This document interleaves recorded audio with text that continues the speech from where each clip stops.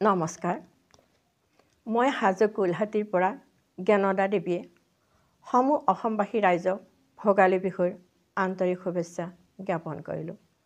লগতে আজি মই মোৰ স্বামীৰ প্ৰতি শ্ৰদ্ধাঞ্জলি জনাই মোৰ স্বৰচিত কবিতা এটি পোহৰ জোনাকী মহিষুৰ অনুষ্ঠানটোলৈ পাঠ কৰি আগবঢ়াব বিচাৰিছোঁ।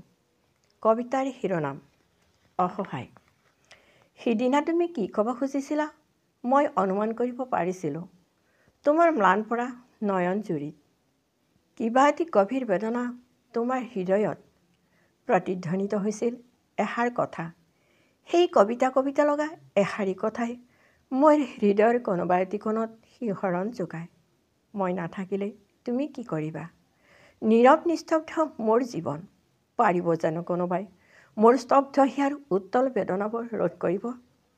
কোনেও বুজিব নোখোজে আজি মোৰ নিসংগতাৰ সীমাহীন যন্ত্ৰণা, কাৰণ মই আজি অসহায়। মোৰ সতে সংগ দিবলৈ আজি কাৰোৱে সাহস নাই। অন্তঃহিক্ত জীৱনৰ লগত সংগ্ৰাম কৰি আজি মই ভাগৰি পৰিছোঁ। পাৰিব জানো কোনোবাই মোৰ অন্তৰত উমি উমি জ্বলি থকা সেই জুইকুৰা নুমাবলৈ? নাই, কোনোৱে নোৱাৰে। মমতাবিহীন মানৱৰ আজি আনক সান্তনা দিবলৈ যেন আহৰিয়ে নাই। ধন্যবাদ।